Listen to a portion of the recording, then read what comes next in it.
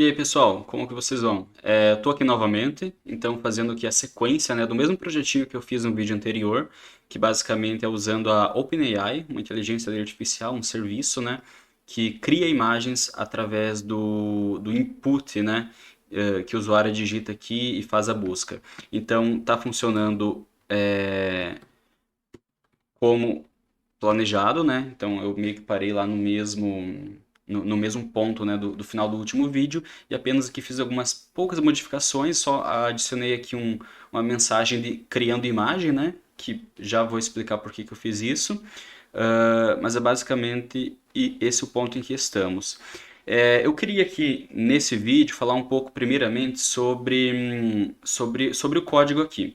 Se a gente olhar, a gente vê que o código está um pouco bagunçado, porque se eu for criar, por exemplo, uma div aqui, escrever qualquer coisa e salvar, dá para notar que a indentação aqui não é das melhores, né? Tá tudo desalinhado, eu consigo escrever o código onde eu bem quiser aqui e fica bagunçado. Se eu salvar esse código assim, futuramente outro dev, né, precisar dar manutenção, algo do tipo, não vai estar muito legível. Para isso, o legal seria seguir algumas regras, né?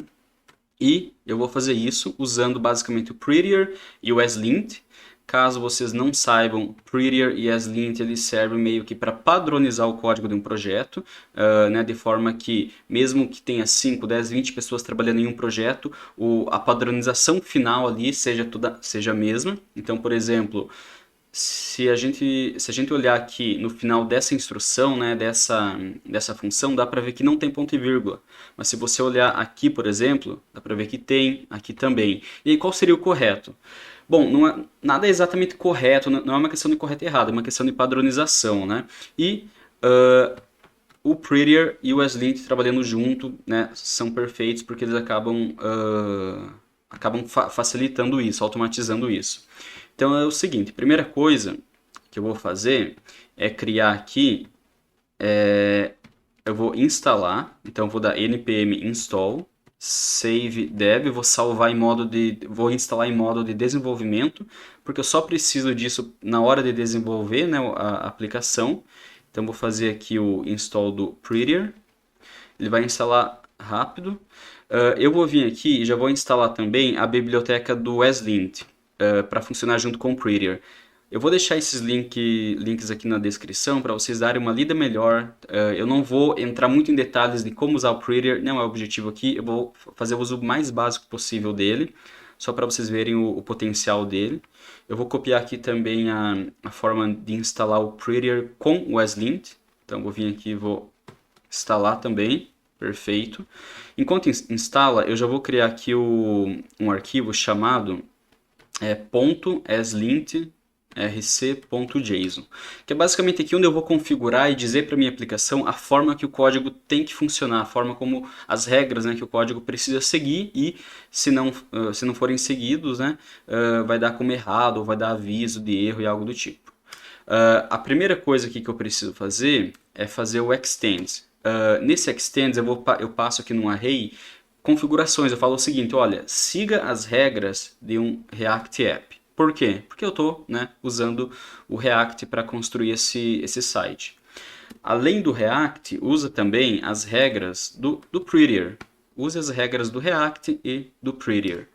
E, além disso, dá também para criar regras específicas. Então, aqui, por exemplo, eu vou falar que a minha aplicação, né, que o meu código, ele precisa fazer o uso de ponto e vírgula. É assim que, né, você determina ponto e vírgula aqui nas regras, usando esse semi aqui. Semi1 significa que eu estou usando. Eu não vou, como disse, me ater aqui nos detalhes, mas basta dar uma olhada aqui na documentação, que vai ter toda a explicação aqui de como você habilita ou desabilita determinadas regras.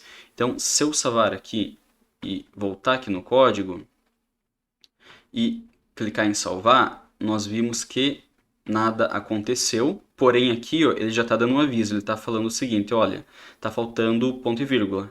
E isso é uma regra do ESLint e você não está seguindo ela, já está me dando um aviso. Então isso aqui já é legal. Mas dá para melhorar mais ainda. E se eu fizesse, por exemplo, para ele automatizar isso, digamos que eu esqueça de ponto e vírgula, que eu não goste de colocar, enfim, ou mesmo para agilizar o desenvolvimento, eu mesmo, eu, Marlon, não coloco ponto e vírgula. Na hora de salvar o arquivo, eu posso configurar de forma que o ponto e vírgula automaticamente apareça aqui. E também de forma que o código aqui sofra indentação e fique, né, mais legível aqui. Isso é fácil de fazer. Tudo que precisa é, antes, né, instalar aqui uma extensão. Basta vir aqui em extensões e procurar por Prettier. A minha já está instalada aqui, vai ser essa daqui, com 27 milhões de usuários. A minha já está instalada. Após isso, você precisa também vir aqui nas configurações de preferências do VS Code, lembrando que eu estou usando o editor VS Code, né? Então tudo que eu estou falando se aplica a ele. Se você usar outro, você precisa, né, dar uma olhada em como que faz isso. Basicamente eu venho aqui em usuário, venho em workspace e eu habilito a opção aqui Format on Save. O que isso aqui vai fazer? Isso aqui vai fazer com que na hora que eu salve um arquivo, que eu modifico, né, escrevo um texto, apago o texto, quando eu salvar esse arquivo, ele vai procurar as regras que eu criei lá e se o código não estiver dentro das regras, ele meio que vai forçar essas regras. Então vai ficar assim. Olha só. Já funcionou. Então, se o código aqui estiver todo bagunçado, não tem problema. Eu posso escrever bagunçado, na hora que eu salvar, ele ajusta o código automaticamente. Se eu não usar ponto e vírgula, na hora que eu salvo, ele adiciona automaticamente. Então, isso aqui padroniza e mesmo agiliza, né, no dia a dia ali de trabalho, né? Isso aqui é perfeito. Eu vou deixar só essas regras por enquanto. Eu não vou entrar em outras regras, mas basta, caso, né, você tenha curiosidade e queira configurar melhor, basta dar uma olhada aqui mais a fundo na documentação. Bom, voltando então aqui, né, saindo dessa parte de padronização do código, voltando aqui ao projeto em si, vocês viram que eu criei aqui um conteúdo dizendo criando imagem. Quando que eu quero que esse conteúdo apareça? Eu quero que esse conteúdo apareça na hora que o usuário digita algo, então ele coloca aqui Red Cat Flying, por exemplo, um gato vermelho voando, e ele clica em buscar, eu quero que nesse momento, né, enquanto o serviço ali está fazendo, está criando as imagens, eu quero que isso apareça escrito aqui. Depois que o serviço me mostrar as imagens, eu quero que isso, né, que isso desapareça, não preciso mais. Isso aqui é só um feedback para o usuário, né? Só para ele ver que está sendo feita a criação das imagens. Então, o que eu fiz aqui foi criar uma div, colocar aqui um H4, né? Então é um título, né? Se eu colocasse, por exemplo, H1 ou melhor, aqui H1, H1, ele iria deixar um título maior. Eu acho que H4 está no tamanho ideal aqui. Perfeito. Só que o que eu preciso? Eu preciso que isso apareça só no momento em que eu estou fazendo a busca, né? Em que está sendo geradas as imagens. Depois e antes eu não preciso mostrar isso. Para fazer isso, eu vou usar um state que vai se chamar loading e setLoading. Esse estado vai começar inicialmente como falso. O loading significa carregando, né? Então ele vai começar, digamos, não carregando, né? O contrário de carregando. E aqui eu vou fazer uma lógica que é a seguinte. Eu vou mostrar essa div aqui em tela apenas quando o loading for true, né? Quando for verdadeiro, ou seja, quando estiver carregando, ele mostra. Quando não tiver, ele não vai ser mostrado na tela. Vou salvar aqui e perfeito. Então agora aqui, ó, já desapareceu. Aí eu preciso fazer uma lógica aqui que é deixar esse valor true quando? Quando que eu preciso? Eu preciso deixar ele true no momento em que eu clico no botão e chamo essa função. Caso vocês não lembram, essa função aqui ela é executada quando o usuário clica aqui no botão de buscar, né? Então ele executa, chama o serviço aqui para criar a imagem e aqui, depois que tem a resposta, ele coloca nesse estado aqui de imagens e aí eu mostro na tela. Perfeito, então o que eu preciso também é, depois que é feita aqui a requisição para o serviço, eu seto novamente para falso. Caso a gente venha aqui e faça uma nova busca, como por exemplo, people from Mars. Ó, ele está buscando, está falando aqui criando imagem. Em alguns segundos, ele vai desaparecer e vai dar lugar aqui as imagens em si. Olha, perfeito, desapareceu. Logo quando ele encontrou a imagem, quando ele pôde mostrar, ele desapareceu com o texto. E perfeito. Obviamente que esse componente aqui poderia ser um componente de load, poderia ter um GIF, poderia ter uma imagem, um símbolo, né? Para manter tudo simples, eu vou deixar apenas dessa forma mesmo. Outra coisa que seria legal seria, quando eu clico aqui em buscar, fazer apenas uma requisição e não permitir que o usuário clique novamente. Isso daqui eu consigo fazer também de forma fácil. Aqui no HTML, tudo que é button, ele tem uma propriedade chamada disabled. O que eu faço com disabled? Ele simplesmente desabilita o botão. Então, tipo, quando isso aqui for true, o botão ele não vai funcionar. Então, caso a gente venha aqui, ó, e clique em... Ó, eu estou clicando aqui e não está sendo feita nenhuma requisição. O serviço não está sendo chamado. Se eu colocar isso aqui para false, né, para falso, quando eu clicar aqui, ó, foi feita a chamada aqui, ó, generations. Então, por que eu vou usar essa lógica do disabled? Eu vou usar ela atrelada ao meu loading, ou seja, quando eu estiver carregando, ou seja, quando eu estou ali no meio tempo entre fazer a busca da imagem e mostrá-las, né, as imagens na tela, eu vou deixar o valor aqui no disabled. Então, se tiver true, o botão vai estar desabilitado. Além disso, eu vou dar um indicativo visual para o usuário. Eu vou falar o seguinte, eu vou falar para ele, olha, eu vou criar aqui, deixa eu verificar se eu tenho uma classe para ele, button element, aqui. Eu vou falar, olha, se o button element ele está disabled, aqui, ó, se o meu botão estiver desabilitado, o cursor, caso vocês não saibam, é isso aqui que eu estou mexendo. É o cursor mesmo. Ele pode ficar a mãozinha pode ficar a setinha, né? E tudo mais. Eu vou falar que o cursor aqui vai ser o weight.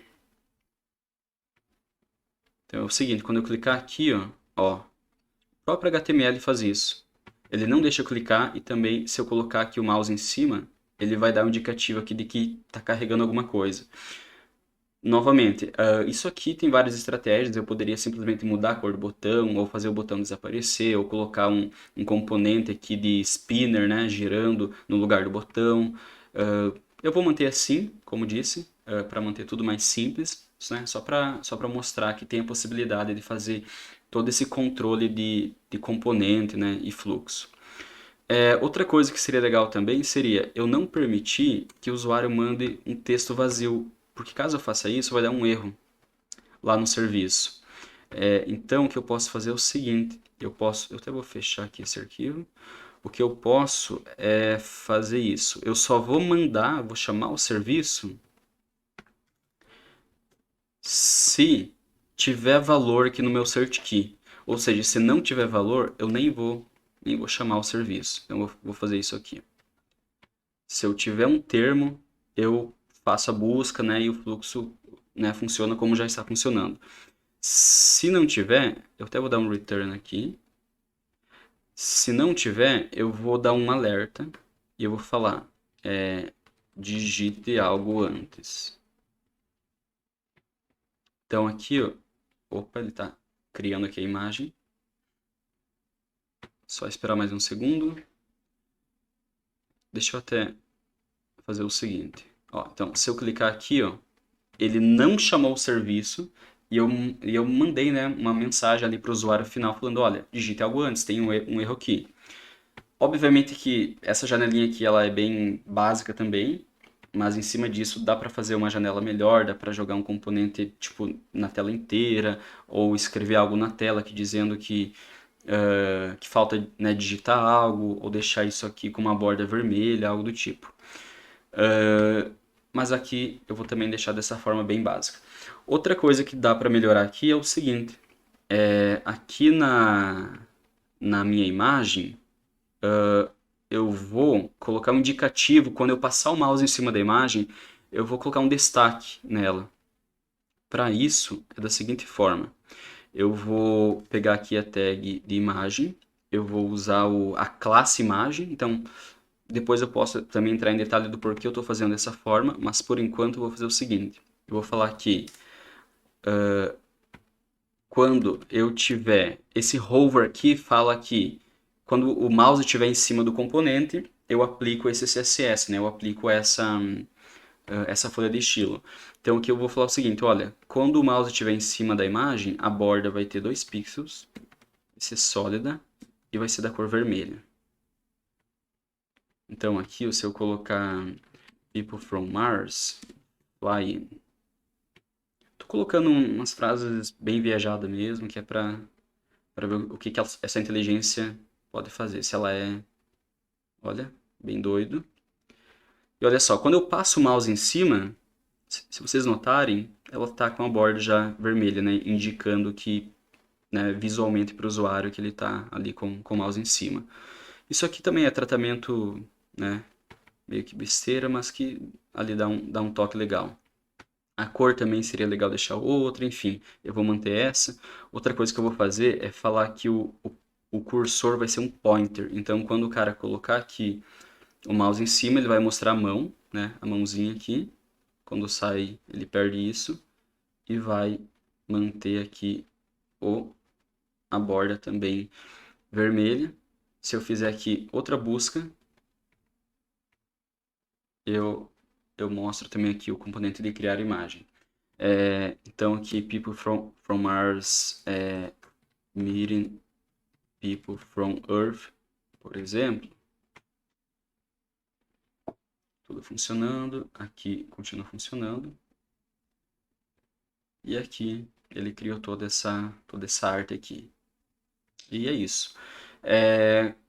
Como disse, isso aqui foi algo bem básico, assim, bem mínimo, né? Mas é mais para passar a ideia do que dá para fazer em cima ali dos componentes.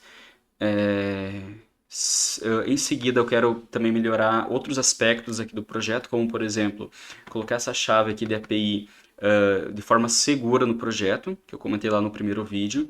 Dá também para melhorar a estrutura aqui, dá para componentizar melhor essa estrutura, dá para criar um serviço separado para conversar ali com a OpenAI, enfim, para deixar tudo mais próximo do que seria um projeto de uma empresa, né? Um projeto real, algo tipo que está em produção. Mas por esse vídeo seria só isso mesmo, senão o vídeo aqui vai ficar muito longo e muito cansativo.